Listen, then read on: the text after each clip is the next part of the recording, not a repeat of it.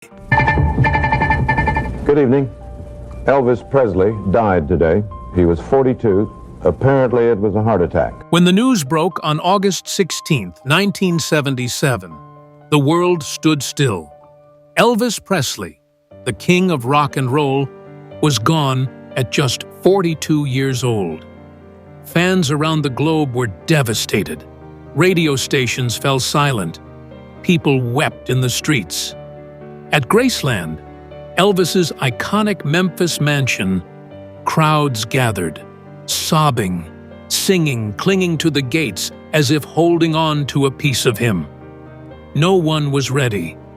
Not his family, not his friends, and certainly not the millions who grew up watching him light up stages, television screens, and movie theaters. He had been larger than life, a symbol of rebellion, charm, and raw talent. And suddenly, just like that, he was gone. But even more shocking than his untimely death was what came next. In the quiet shadows of Graceland, as the world mourned, Elvis's father, Vernon Presley, was faced with an overwhelming task: to lay his son to rest. But Vernon wasn't just planning a funeral. He was wrestling with something deeply personal, a request Elvis had made years earlier. A request almost no one knew about, not the media, not even many family members. One final wish that, if honored, would have completely changed the way the world remembers Elvis today. This video uncovers that shocking request, the one thing Elvis asked for his funeral that couldn't be fulfilled. It's a secret held tightly behind the iron gates of Graceland for decades. And by the end of this story, you'll understand why honoring that request proved nearly impossible, and what it reveals about Elvis Presley's final days. So stay with us, because this story doesn't just revisit a death.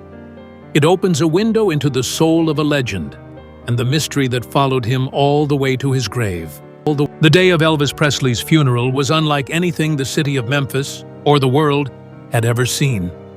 More than 80,000 fans crowded the streets surrounding Graceland. Some had driven across states. Others had camped out overnight.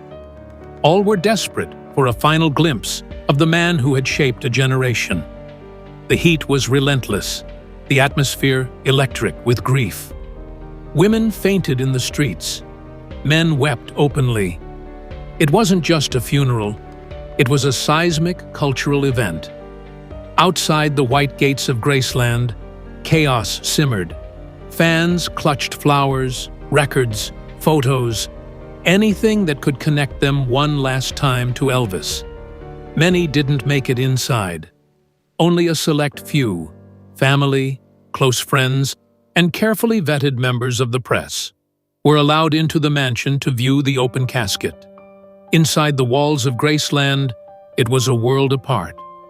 The air was heavy, still. Elvis lay in a copper casket, dressed in a white suit with a light blue shirt, the image of peace, even in death. Lisa Marie, just 9 years old, clung to her mother.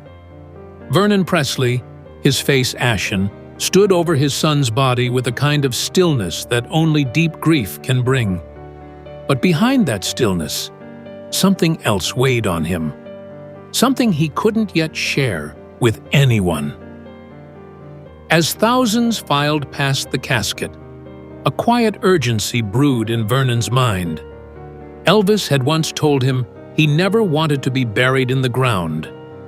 He was clear about it, emotional, firm.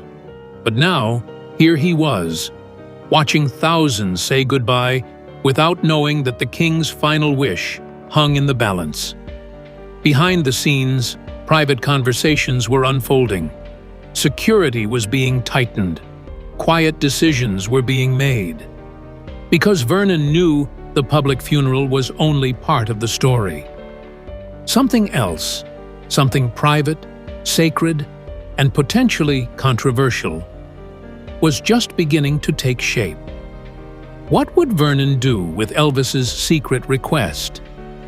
Could he honor it without disrupting the national mourning?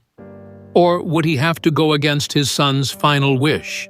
The answer would come soon, but not without complication. In the years following Elvis's death, many stories would surface about his life behind the scenes. But one of the most powerful revelations came not from a journalist or a family member, but from a woman who quietly worked in the heart of Graceland for over a decade.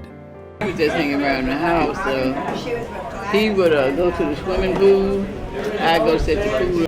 Nancy Rooks was Elvis Presley's housekeeper from 1967 to 1977. She wasn't just cleaning rooms or setting the dinner table. She was part of the fabric of the Presley household. She saw the family at their most vulnerable, witnessed their habits, their conversations, their humanity. And in 2005, in her book Inside Graceland, Nancy revealed something deeply personal and deeply haunting. Elvis had always said that he did not want to be buried in the ground, she wrote. I had heard him say that on several occasions, as had a number of other friends and family members. According to Nancy, Elvis had an aversion to the idea of being underground. He was drawn instead to mausoleums, peaceful, above-ground tombs that reminded him of elegance, dignity, and quiet solitude. It wasn't just a preference. It was a request, one he repeated more than once to those closest to him. But why hadn't anyone outside the family ever heard this before? That's the mystery. Elvis's wish wasn't written into a formal will. It wasn't publicized or even whispered during the public funeral. It lived quietly in the memories of people like Nancy, people who kept it to themselves, unsure of how the world would react. To many fans, Elvis was immortal. But to those inside Graceland, he was a man. Vulnerable, anxious, and very clear about how he wished to be laid to rest. Nancy believed that Elvis's request was born out of a deeper emotional connection, perhaps to the way he buried his beloved mother, Gladys Presley, who had been placed in a mausoleum when she passed in 1958. Elvis never truly recovered from that loss. Her death devastated him. It's possible that, in wanting to rest the same way she did, he was holding on to a final thread of family unity, even in death. And yet, as the public celebrated the king's life, this sacred request remained hidden, known only to a small circle. And now, Vernon was the only one with the power to decide what to do with it. Vernon Presley was not just Elvis's father, he was also his closest confidant, business manager, and the man now tasked with carrying the unbearable weight of burying his own son. He knew the truth. Elvis had been clear, again and again, "Don't bury me in the ground." It wasn't a casual comment. It was a deep, emotional plea, said in quiet moments and serious conversations. Vernon remembered it vividly, and now he had a choice to make, one that tore at him every minute of every day after his son's death. In the immediate aftermath of Elvis's passing, Vernon acted quickly. He arranged for Elvis to be entombed in a private crypt at Forest Hill Cemetery in Memphis, the same cemetery where Elvis's mother, Gladys, had originally been buried. He even had her casket moved from her hilltop grave and placed directly beneath Elvis's in a gated mausoleum room. It was quiet, sacred, protected, exactly what Elvis would have wanted. But Vernon wasn't finished. He began exploring the idea of building a custom, above-ground crypt at Graceland itself, something elegant and grand, befitting Elvis's legacy. He envisioned a private mausoleum in the meditation garden, surrounded by peaceful fountains and lush greenery. It would be a permanent sanctuary where fans could visit. Yet Elvis could rest above ground, just as he wished. But the vision quickly collided with reality. Vernon reached out to architects and contractors. He reviewed blueprints, he gathered cost estimates, and what he discovered broke his heart. The cost was simply too high. The estate, despite Elvis's fame, was in a fragile financial state.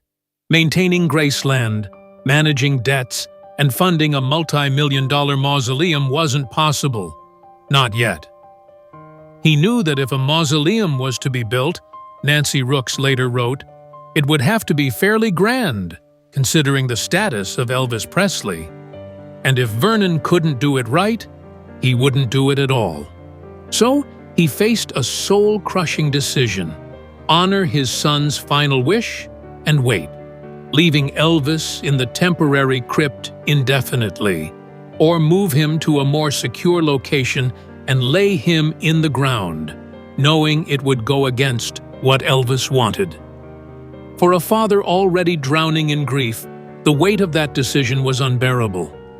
But fate and danger were about to make the decision for him. Just 2 weeks after Elvis Presley was laid to rest at Forest Hill Cemetery, something unthinkable happened. In late August 1977, Memphis police received a chilling tip. A group of men was plotting to steal Elvis's body. The plan was as bold as it was disturbing. Break into the crypt under cover of darkness, remove the casket, and hold the king's remains for ransom. Law enforcement took it seriously. Surveillance increased. Security was posted. But it was clear to everyone, especially Vernon Presley, that Elvis was no longer safe, even in death. This wasn't just about money. It was about preserving dignity, protecting the man who had given the world so much. Vernon couldn't bear the thought of his son's body being desecrated, paraded across headlines, or used as leverage by criminals. And so, with little time to spare, he made a decision that would haunt him forever. Elvis's body, along with the casket of his mother Gladys, was quietly moved from Forest Hill Cemetery to Graceland's meditation garden. The operation was conducted in secret. Only close family and a small group of workers knew. They worked quickly, discreetly digging out the graves, rerouting electrical lines, and preparing 2 underground burial sites beside the garden's reflecting pool. On October 2, 1977, under the fading evening light, a small private ceremony took place inside Graceland's gates. Vernon, Aunt Delta, and Grandma Minnie May sat quietly in folding chairs near the pool. The caskets arrived through the back gate, not in a parade of limousines, but quietly, escorted by just 2 white horses. There were no news cameras, no fanfare, just quiet grief and heavy silence. And beneath that silence, irony. Despite Vernon's best efforts, despite Elvis's clear request, the king was now buried underground. The custom above-ground crypt Vernon had hoped to build proved too expensive, too complicated, and too late. He had to choose between honoring Elvis's wish or protecting Kim from a fate far worse. In the end, security won over sentiment. Elvis was buried in the ground, the very thing he had feared. But Vernon tried to make it sacred. He surrounded the grave with beauty, statues of angels, a memorial plaque for Elvis's stillborn twin brother, Jesse, and the plan for a family burial ground that would grow with time. Still, one question lingered. Would this garden become Elvis's true sanctuary, or just another compromise in a life full of them? What began as a rushed solution to a grave threat slowly transformed into something sacred. Graceland's meditation garden, originally built as a peaceful retreat during Elvis's lifetime, became his final resting place. Over time, it also became a family sanctuary, a quiet space where love, loss, and legacy now share the same soil. After Elvis and his mother Gladys were buried side by side, Vernon Presley himself was laid to rest there in 1979. His mother, Minnie Mae, followed in 1980. Bronze markers were installed to honor each of them. Simple, elegant, deeply personal. Elvis's twin brother Jesse, who died at birth, was memorialized with a plaque nearby, symbolizing a connection that transcended life. Years later, in 2020, tragedy returned. Elvis's grandson, Benjamin Keogh, took his own life and was buried above ground in the garden. A quiet nod, perhaps, to the original wish of the king. And in 2023, Lisa Marie Presley, Elvis's only daughter, was buried beside her son. Now, even Priscilla Presley has secured her place in the garden, close to the man she once loved and the family they built together. What started as a compromise became a monument to generations. Elvis may not have gotten the burial he envisioned, the above-ground crypt surrounded by marble and silence. But in the end, what he left behind was far more powerful. The meditation garden became more than a resting place.